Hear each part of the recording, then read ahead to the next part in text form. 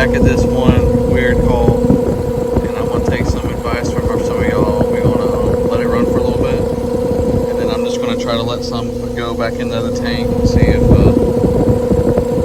it is overcharged or not. But you can see it rising now.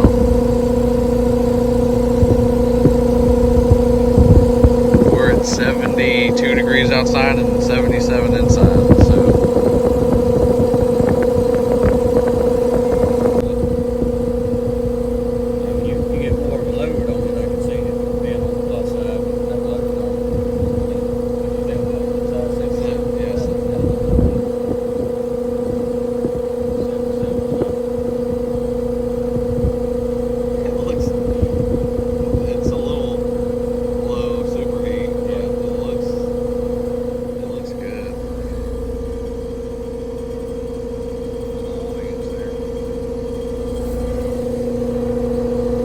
Alright, so here's the game plan. We're going to recover all the refrigerant in this thing. We're going to change out that line dryer and the part that the valve that we ordered, just to go ahead and do it, even though this morning it's running perfectly fine. So we're just going to do everything, put new refrigerant in it, and go from there and call it good, because I think it was overcharged a little bit. But somebody commented below, we would probably remove about a pound or two, and the pressures ended up being like right on the dot, like looking perfect. But we're gonna go ahead and do this work since we're here, and it makes the homeowner happy.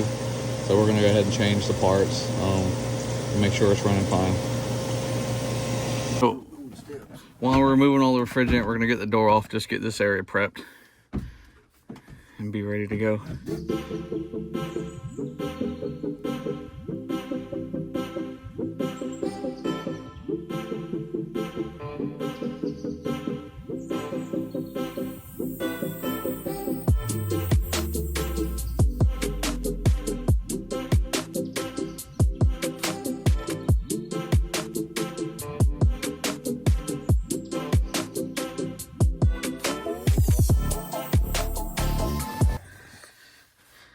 Yeah, so we'll be cutting it here, and then just taking the nut off there and just replacing that whole assembly.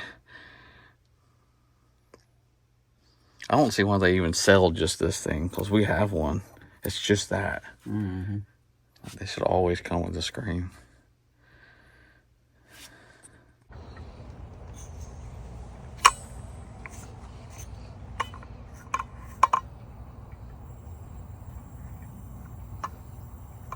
You ready for inside work?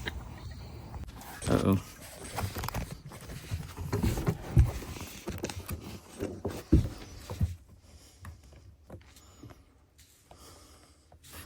See if we can even get anything in here.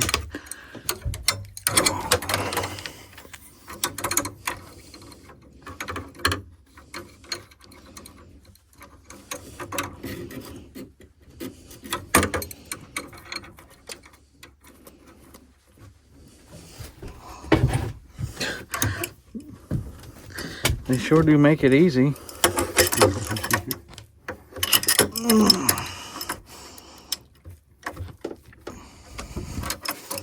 Dude, that was barely on there. I'll probably loosen that with my fingers.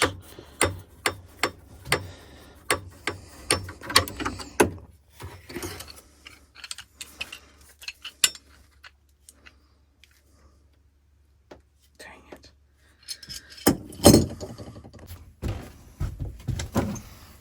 Hey, boy. You might have to bend that piece a little bit to get that stub out to be straight. Or either bend the distributor down. That's what I'm saying, how it comes out on an angle. You should be able to bend this. Bend that down, yeah. Bend it like this. I'd tighten it up first, though. It's finger tight.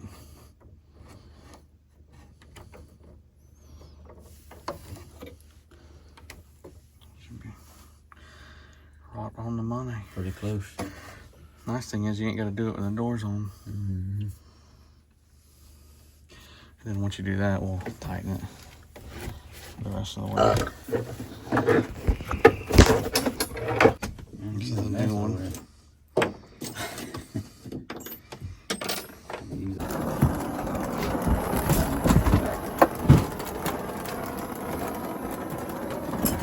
Watch it, I'll burn you.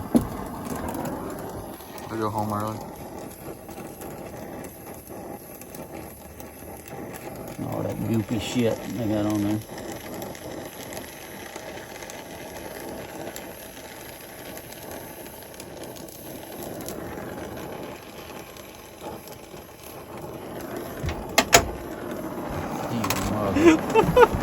Take two.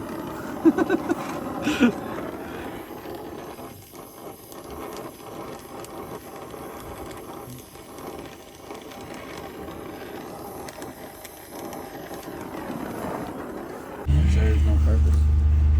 So I guess we'll just sandpaper cut this one out. Looks like we got a little bit of flexing room. Yeah, did we put the sandpaper back in here? We leave it over there. Tried to rotate it.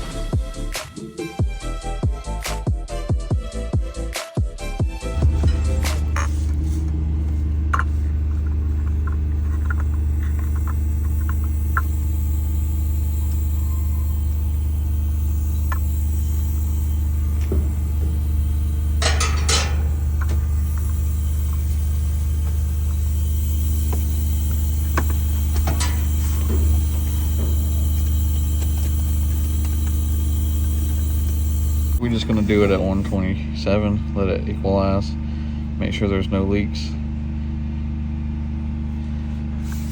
Go ahead and hit the start button. And I just use these two, and I'll just shut the bottom valve off for reading all the way through on both ends. Should be good to go. All right, so we started at 127, and it's settled.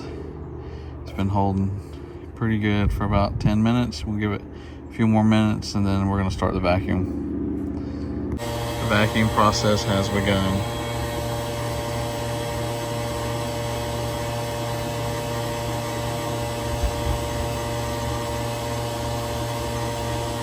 All right, we are adding refrigerant. We just got done pulling the vacuum. This thing takes like 12 pounds, 9 ounces. And we're starting with all new refrigerant, new line dryer, new valve. We're gonna do all new just to take that out of question. And we got here today, right now it's about 78 outside in the sunlight. And then it's about 77, 78 inside the house. But when we arrived, it actually was running like it should. So I'm not sure. We're gonna let it run for a while and see if this actually fixes it or not. So I think we figured it out. We did all that work and it was doing the same thing, pumping down. And then I realized I think a sensor is in the wrong spot for when they changed the coil out. And we moved the sensor, and now it's looking pretty good. Just kicked in like second gear. It's looking pretty good. So now we're just gonna sit here and monitor it.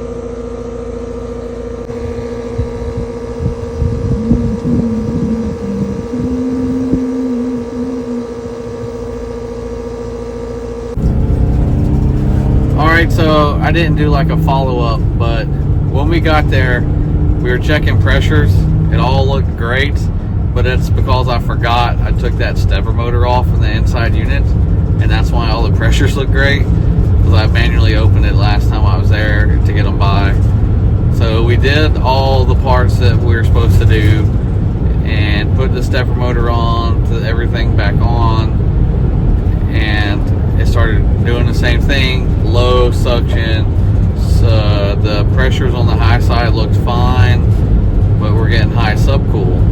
So I went in, I just looked at everything, because I didn't change the coil and or any of that stuff, and I felt like one of those sensors are in the wrong spot. It was the orange wire, so I actually moved it after I looked up the manual. So the only picture I could find where it goes, manuals are horrible, but I moved it to that spot. We restarted the system, and everything was working fine. So the entire time it was because that system was reading the wrong temperature, making that valve do weird stuff. That's why I couldn't get over everything was working fine. Why is it acting like this? It was all because the sensor was on the wrong little tube inside that, on that evaporator column. I think that was the evaporator temperature sensor, and it was on the suction line originally. The suction line little tube coming off of there. So I moved it to the liquid line, thinking that's where it needed to be, since there's already a sensor on the suction line sensor, and that was the wrong spot. So I moved it again, coming off the capillary tubes coming out of where that TXV connection is, and I put it on one of those, and that seemed to do the trick. That's exactly where it needs to go. But stupid issue. Had some brains are racking, multiple people's brains are racking, and I'm just happy that I wouldn't want to say randomly figured it out. I had a gut feeling last time I was there, that sensor was in the wrong spot, and when I came back and we did all this work, and it made me really think about just moving stuff and trying it out, and I fixed it first try. So glad I fixed it. Hope this helps another tech out there if they're having weird issues with these Trains high SEER systems. The stepper motors, try to double check the sensor locations and make sure they are in the correct spot that they're supposed to be in. It had nothing to do with the outside board, outside sensors. All that stuff seemed to be working fine. It wasn't overcharged. None of that was the issue. I was thinking it might have been when I first got there, but none of that was the issue. I know I had a comment before. That's why I'm iterating that was not the issue went today when we fixed it. Just to be sure that wasn't the issue, I weighed in refrigerant. I did everything I could think of to make sure none of that was the issue. Outdoor sensors on the heat pumps in Florida, those only control that outdoor TXV, and the outdoor TXV is only really used in heat mode, so that wouldn't affect the cooling cycle at all. It shouldn't affect the cooling cycle at all. And that board will give you a code too if a sensor's bad or something. But nothing outside was bad. It was all working fine, and it only started after this evap coil change out. But I just wanted to let you guys know that, and if this video helps anybody out, just make sure you share it, hit that thumbs up button, and subscribe, and we'll see you next time. Thanks for watching, everybody.